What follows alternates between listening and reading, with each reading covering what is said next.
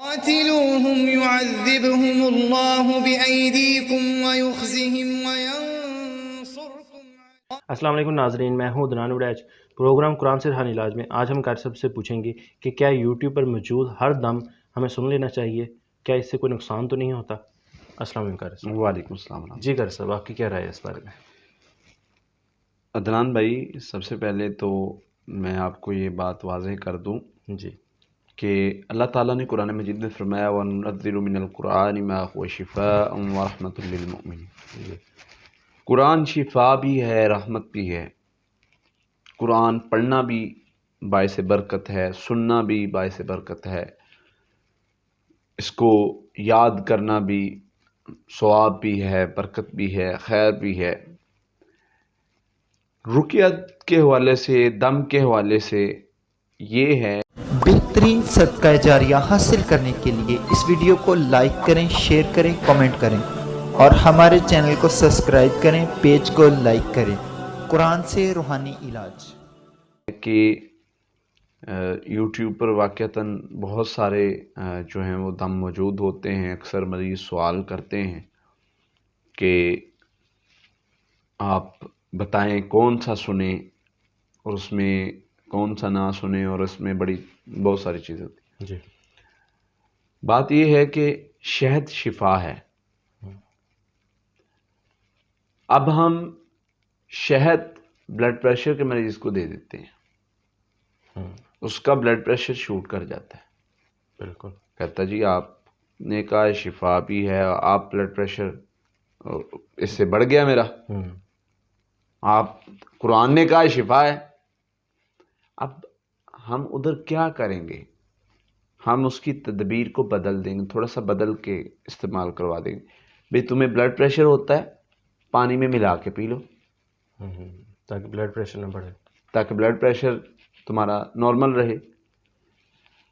ابھی رقیہ کا دم کا بھی یہی طریقہ ہے کہ مریض کی کنڈیشن دیکھ کے دم سنوایا جاتا ہے، پہلی بات۔ دوسری بات جو آپ نے کہا ہے کہ مطلب یوٹیوب پر مختلف دم موجود ہیں، جی جی تو اس کو کون سا سننا چاہیے؟ میڈیکل سٹور میں بہت ساری دعائیں موجود ہوتی، دوائیاں ہیں ساری شفا، لیکن وہ اپنے اپنے مرض کی ہیں۔ اپنے اپنے مرض کی ہیں۔ سر کا درد ہے تو سر درد کی گولی ڈاکٹر لکھ کے دے گا، وہ استعمال کریں گے تو وہ بہتری آئے گی۔ اور بسا اوقات ہم کہتے ہیں اب سر کا درد ہے، پیٹ کی گولی درد کی کھا لیں گے تو فائدہ نہیں دیں گے۔ دیکھیں جی یہ کیا معاملہ ہے، وہ بھی شفا کے لیے ہی، بالکل مطلب پین کلر ہے، بہتری کے لیے، درد ختم کرنے کے لیے، لیکن وہ کسی اور جگہ پر ہے۔ دم کے لحاظ سے ایسے ہی ہے کہ دم کون سے مریض کو سنوانا ہے، کون سے مریض کو نہیں سنوانا، اس میں بھی فرق ہے۔ اور کون سا دم سننا ہے؟ آپ وہ دم سن سکتے ہیں جس میں قرآنی آیات ہوں، اور قرآنی آیات میں بھی کیٹیگریز ہوتی ہیں، جیسے کہ ہم مطلب کچھ آیات ہم نے جو ہیں وہ آیات الشفا کے نام سے دم ریکارڈ کروایا ہوا ہے، کہ جس میں یعنی نظر بد کا اور بیماری کا علاج کے لیے ہے، دوسرا جنات جادو کا اثر ختم کرنے کے لیے ہے۔ اب دونوں میں فرق کیا ہے؟ ایک بیماری کے لیے ہے، اس میں شفا کی آیات ہیں، دوسرا وہ دم ہے جس میں جادو کا اثر ختم کرنے کے لیے۔ وہ ان لوگوں کے لیے زیادہ تر مقصد تھا کہ جو لوگ پڑھ نہیں سکتے اور جو لوگ ہمارے پاس آ نہیں سکتے۔ اب اتنے ممالک سے لوگ کانٹیکٹ کرتے ہیں تو وہ آ تو نہیں سکتے، تو وہ جو ہیں وہ وہاں پر وہ سنتے ہیں تو ان کو فائدہ ہوتا ہے۔ ابھی ایک تیسری چیز جو ہے وہ میں نے دیکھی کہ رقیہ دم کچھ ایسے ہیں جن میں پیچھے چیخنے چلانے کی آوازیں آ رہی ہیں، دم قاری قرآن پڑھ رہا ہے اور پیچھے سے آوازیں آ رہی مریضوں کی، جیسے چیخ رہے ہیں، چلا رہے ہیں، رو رہے ہیں، اس طرح کا۔ دوسرا دم میں نے سنا کہ وہ تکرار کے ساتھ تکرار اتنی تیزی سے ہو رہا ہے اس دم میں، رقیہ میں. یہ دو دم جو ہیں، میرا یہ مشورہ ہے، میری یہ رائے ہے کہ جو دم اس طرح کے ہوں وہ نہیں مریض کو سننے چاہیے. اس سے کیا ہوتا ہے، جی یہ جو پیچھے چیخو پکار والے معاملات ہوتے ہیں، یہ مریض کے دماغ میں جو ہے وہ سیو ہو جاتے ہیں. اب جب ریئل میں مریض پر رقیہ کیا جاتا ہے، دم کیا جاتا ہے، مریض پر وہی چیز وہ چلنے لگ جاتی ہیں اس کے دماغ میں، کیفیت وہی ہو جاتی ہے، وہی کیفیت میں آ جاتا ہے اور یہ بھی چیخنا چلانا شروع ہو جاتا ہے. اب ہم جب چیک کرتے ہیں تو جادو جنات کا مسئلہ پڑھائی میں محسوس نہیں ہو رہا، مریض چیخ بھی رہا ہے، چلا بھی رہا ہے. اب ہم سوچتے ہیں یار یہ کہ کیا معاملہ ہے. جب اس کا پیچھے سے جب چیک کیا جاتا ہے، کیس اسٹڈی کیا جاتا ہے، تو سمجھ آتی ہے کہ یہ معاملہ کہاں سے بگڑا ہے. تو جو رقیہ دم ایسے ہوں، بہت سارے معالجین کا یہ تجربہ ہے کہ مریض پر تکرار کرنے سے جادو کا اثر جو ہے وہ بے اثر ہوتا ہے، جنات کو تکلیف ہوتی ہے. لیکن جب ایسے رقیہ سے اگر ایسا معاملہ بنتا ہے تو وہ ریکارڈنگ میں جو ہے وہ فائدہ مند ثابت نہیں ہوتا میرے تجربے کے مطابق. کیسے؟ مریض کو جب اس طرح کنڈیشن بار بار تکرار وہ سنتا ہے اور چیخو پکار کی آوازیں سنتا ہے، پیچھے سے چل رہی ہیں، معالج رقیہ کر رہا ہے، تو وہ نفسیاتی مریض بن جاتا ہے.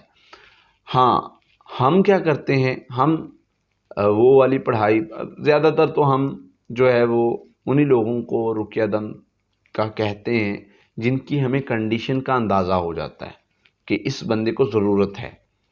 ہاں کوئی 1-2% بندے ایسے بھی ہوتے ہیں جن کو ہم کہتے ہیں کہ ہمارا دم بھی نہیں سننا آپ نے. 1-2% بندے ایسے ہوتے ہیں جن کو ہم روک دیتے ہیں کہ بھائی آپ نے ہمارا دم بھی نہیں سننا. اس کی کیا وجہ ہوتی ہے؟ جی اس کی وجہ یہ ہوتی ہے کہ ان کو ضرورت نہیں ہوتی. اب آپ کہیں گے جی قرآن تو شفا ہے، ضرورت نہ ضرورت کا کیا تعلق ہے؟ قرآن پاک کیوں کہا گیا ہے کہ 3 دن سے پہلے نہیں پڑھنا؟ کیا حکمت ہے؟ لو جی جتنی نیکی ہے، ثواب ہے، 1 ارب کے بدلے 10 نیکیاں ہیں. میرے نبی صلی اللہ علیہ وسلم نے سمجھا دیا. بالکل. بہت سارے معاملات ہوتے ہیں جن میں حکمت ہوتی ہے. اب علاج کے اعتبار سے اگر ہم دیکھیں تو مریض بسا اوقات ہوتا ایسے ہے، رقیہ چلایا، مریض میں حاضری ہو گئی، اس نے نقصان کر دیا، کون ذمہ دار ہے؟ اس لیے منع کیا جاتا. وہ جو 1-2% میں بتا رہا ہوں، سب کو نہیں. سب کو نہیں. ہمیں ہماری ٹیم کو کالز آتی ہیں، وہ کنڈیشن دیکھتے ہیں، ہمارے پاس مریض آتے ہیں، ہم ان کی کنڈیشن دیکھتے ہیں، اور واللہ اس کا فائدہ بھی بہت ہوتا ہے. اب ہماری ویڈیوز جو ہیں وہ تقریباً 35 ممالک میں سنی جاتی ہیں، 35 سے 40 ممالک میں سنی جاتی ہیں. اب وہ لوگ کوئی 2-4 ممالک سے آ جاتے ہیں، آتے بھی ہیں لوگ، لیکن وہ بہت کم آتے ہیں. صحیح بات. زیادہ تر لوگوں کی مجبوریاں نہیں آ سکتی، مشکل ہوتی ہے. تو اللہ کے فضل سے یہ سننے سے انہیں وہاں پر بہت فائدہ ہوتا ہے. ساتھ میں اذکار بتاتے ہیں، رقیہ دم بتاتے ہیں، وہ سنتے ہیں تو ان کا علاج ہو جاتا ہے مکمل. لیکن حاضری والا مریض جو جنونی ہو، جس کو جو ہے وہ اس کنڈیشن میں چلا جاتا ہے کہ وہ مجنون ہو جاتا ہے، اس کو ہم روک دیتے ہیں. یا وہ مریض جو نفسیاتی ہو، اس کو روک دیتے ہیں.